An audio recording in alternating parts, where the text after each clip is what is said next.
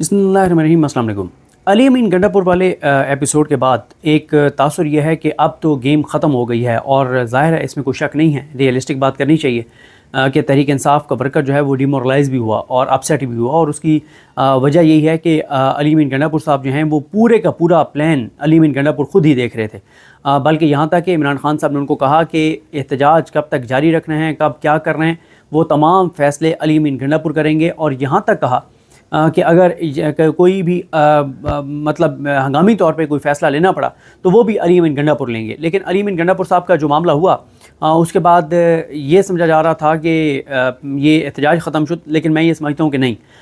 मैं ये समझता हूँ कि जो ये तासुर है ये बिल्कुल गलत है और घुमसान का रन अब पड़ेगा, अब बड़ी लड़ाई होगी। और लड़ाई इसलिए मैं कह रहा हूँ क्योंकि कोई एक्सपेक्ट नहीं कर रहा था कि तहरीक इंसाफ इतनी तेज़ी में, इतनी जल्दी जो है वो तहरीक इंसाफ अपना प्लान बी सामने ले आएगी और नई टीम बनाएगी और नई टीम जो है वो मीटिंग्स शुरू कर देगी, इजलास शुरू कर देगी। अभी इस वक्त तक जब मैं ये वीडियो रिकॉर्ड कर रहा हूँ, अली अमीन गंडापुर साहब को तो आप एक साइड पे रखते हैं ना, अली अमीन गंडापुर साहब तो बिल्कुल इरेलीवेंट हो गए। और अब तो किसी मतलब एक चीज़ का इंतजार ज़रूर है कि अली अमीन गंडापुर जब मंजर आम पर आते हैं तो बयान क्या देते हैं। अच्छा, ये भी हो सकता है कि अली अमीन गंडापुर इतना सख्त बयान दे दें और इतना कुछ बता दें कि उनके साथ क्या हुआ, कैसे हुआ, तो फिर गेम बिल्कुल हाथ से इनके निकल जाएगी, फिर चीज़ें बिल्कुल ख़राबी की तरफ और बहुत ख़राबी की तरफ चली जाएंगी। लेकिन ये ज़रूर है कि लोग जो हैं उनके बड़े शदीद तहफ़्फ़ुज़ात हैं अली अमीन गंडापुर पर। और मैं ये समझता हूँ कि अगर अली अमीन गंडापुर ने वापस आकर ना बताया कि उनके साथ क्या हुआ, कैसे हुआ, तो बस फिर उसके बाद उनकी सियासत जो है वो ख़त्म समझें। और उसके बाद वो चीफ़ मिनिस्टर शायद कुछ अर्सा रहें, लेकिन उनकी सियासत जो है वो हमेशा के लिए ख़त्म हो जाएगी। क्योंकि इस मौके पर इमरान खान के साथ जो उन्होंने किया है वो कोई तसव्वुर भी नहीं कर सकता था। और आप देखें कि अली अमीन गंडापुर जो हैं वो इमरान खान के बाद नंबर 1, इमरान खान के बाद जो लीडरशिप है उसमें नंबर 1 लीडर के तौर पर सामने आ गए थे।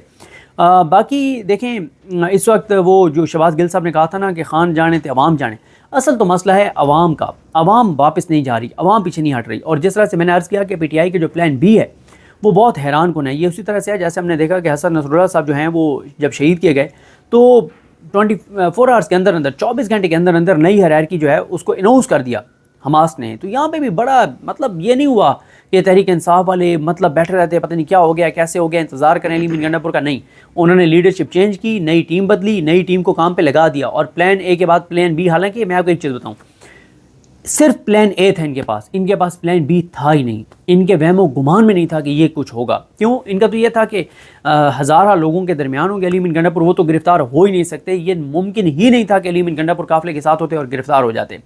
और उसके बाद आप अभी देखें, यानी आप रात देखें, रात 2:30 बजे तक कारकुन जो है वो शाहराह दस्तूर पे आते रहे, जाते रहे, आंख मचोली चलती रही। अब ज़ाहिर है इस वक्त लेटेस्ट नहीं पता, लेकिन रात भर ये होता रहा और ये मामला अब आगे चलेंगे। एक चीज़ और देखें कि मोहसिन नकवी ने फातिहाना प्रेस कॉन्फ्रेंस की और कहा कि जनाब हर चीज़ क्लियर हो गई है, रेड जोन क्लियर हो गया। वो बिल्कुल झूठ था। क्यों?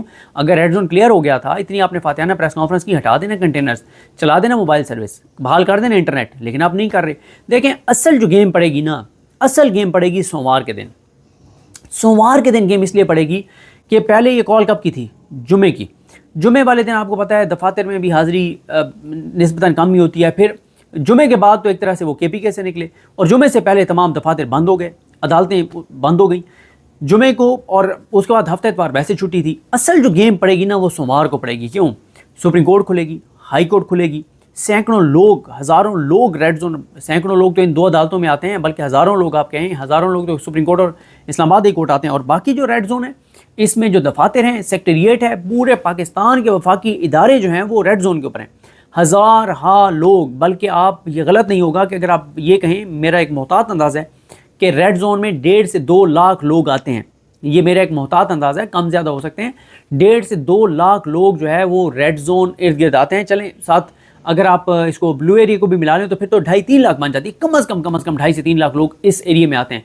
अब 2.5-3 लाख लोग जिस एरिया में, ये ब्लू एरिया और इस सारे एरिया में आते हैं और मूवमेंट होती है, तो क्या आप सोमवार को भी ये रास्ते बंद रखेंगे? सोमवार को भी आप कंटेनर लगा के रखेंगे? सोमवार को भी आप इंटरनेट बंद रखेंगे?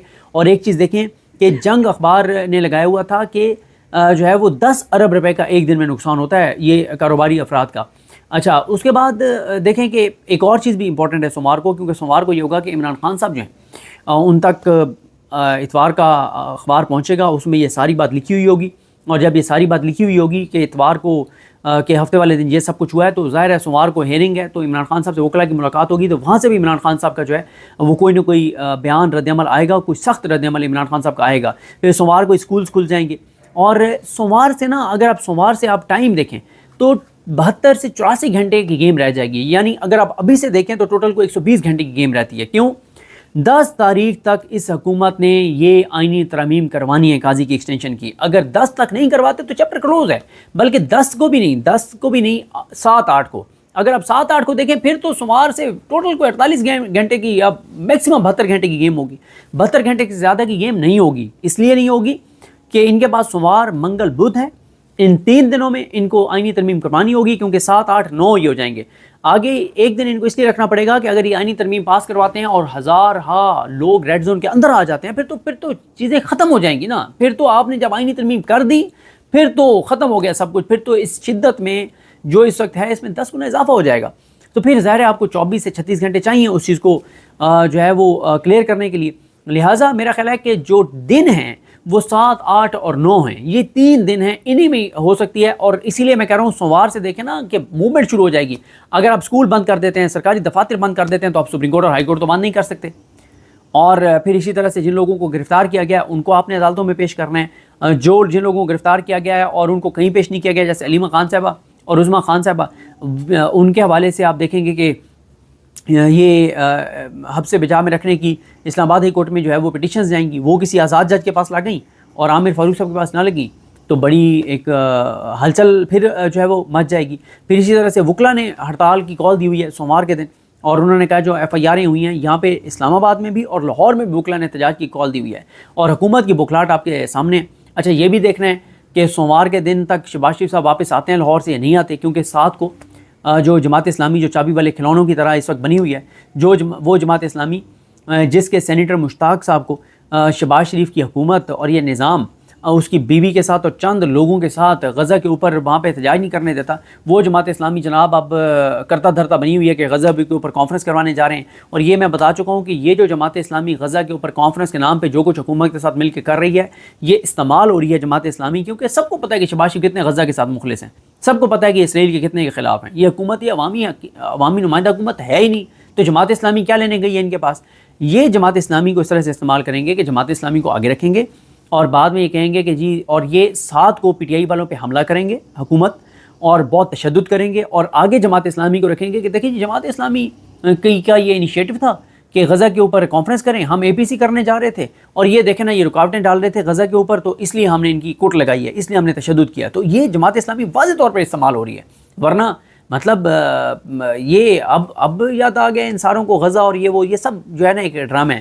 لہٰذا میں یہ سمجھتا ہوں کہ اتوار کا دن تو ظاہر ہے اتنی زیادہ ہلچل میں ایکسپیکٹ نہیں کر رہا، ہو سکتا ہے بہت زیادہ ہو، حیران کن طور پر بہت زیادہ ہو، کیونکہ تحریک انصاف کا جو پلان بی آیا ہے اس کے مطابق تو تحریک انصاف نے جو ہے وہ ان کو بلایا ہوا ہے، یہ پنجاب میں سے بہت سے اضلاع کو بلایا ہوا ہے، سارا کچھ ہے، لیکن اصل جو قافلے روانہ ہوں گے بڑی تعداد میں وہ سوموار کو کے پی کے سے ہوں گے، اور پھر آپ دیکھیں گے جب کے پی کے سے قافلے روانہ ہوں گے تو پھر حالات اور صورتحال کس طرف جاتی ہوئی جو ہے وہ دکھائی دے گی۔ تو حکومت کے لیے بہت مشکلات ہیں اور بہت اس وقت کمزور وکٹ کے اوپر ہے، اور اسی لیے یہ سارے بھاگے ہوئے ہیں، شہباز شریف بھی بھاگا ہوئے ہیں، نواز شریف تو ویسے ہی آپ کو پتہ ہے میاں صاحب کہیں نہیں آتے سوائے تندوروں کے، یا کہیں پہ مریم صاحب ان کو زبردستی کہیں پہ تقریر کروانے کے لیے لے آئیں، اور اس میں بھی میاں صاحب ایسے بلنڈر کرتے ہیں کہ الٹا جو ہے وہ شریف خاندان کے گلے پڑ جاتی ہے وہ میاں صاحب کی تقریر۔ تو وہ جو ایک ڈیمورلائز ہوئے تھے تحریک انصاف کے کارکن، وہ صرف ہوئے تھے آپ ایسا سمجھیں کہ کوئی 7-8 گھنٹوں کے لیے، اور اس دوران ویٹ کیا گیا کہ علی امین گنڈا پور صاحب ابھی آئے، لیکن جب یہ کنفرم ہو گیا کہ علی امین گنڈا پور صاحب نہیں آ رہے کہیں پہ اور وہ بڑی لمبی ہو گئی ان کی جبری گمشدگی، تو اس کے بعد پھر فیصلہ کیا گیا کہ اب ٹیم چینج کی جائے، اور پھر اعظم سواتی صاحب کو، شاہد خٹک صاحب کو، ان لوگوں کو جو ہے وہ لیڈ دی گئی ہے، اور ان کو کہا گیا کہ آپ اب اس پروٹیسٹ کی قیادت کریں، اور میری اطلاع یہی ہے کہ چیزیں بڑی تیزی سے آگے بڑھیں گی اور حالات کشیدہ ہوں گے۔ اور ابھی آپ دیکھیں نا کہ امریکی محکمہ خارجہ نے جو بیان جاری کیا ہے اس میں کیا کہا ہے امریکی محکمہ خارجہ نے، انہوں نے کہا ہے کہ اپنے شہریوں کے محتاط رہیں، اور ہنگامے جو ہیں وہ 7 کے بعد بھی ہو سکتے ہیں اور پرتشدد ہو سکتے ہیں۔ یہ کیوں کہا ہے امریکہ نے؟ محسن نقوی تو کہہ رہا ہے سب کچھ میں نے کلیئر کروا دیا ہے. مثلا محسن نقوی تو یعنی کل کیا تاریخ تھی 5 اکتوبر کو رات 10 بجے اس نے فاتحانہ پریس کانفرنس کر دی کہ سب کچھ کلیئر ہو گیا. لیکن امریکی محکمہ خارجہ کہہ رہا ہے کہ نہیں، 7 کے بعد بھی یہ مظاہرے جاری رہ سکتے ہیں، یہ پروٹیسٹ جاری رہ سکتا ہے اور یہ پرتشدد ہو سکتا ہے، لہٰذا ہمارے شہری جو ہیں وہ محتاط رہیں. تو یہ حالات ہیں، یہ واقعات ہیں، یہ صورتحال ہے. تو دیکھتے ہیں جی چیزیں کیسے آگے بڑھتی ہیں. مجھے اپنے دعا میں یاد رکھیں. اللہ کریم ہم سب کا حامی ناصر. اللہ حافظ.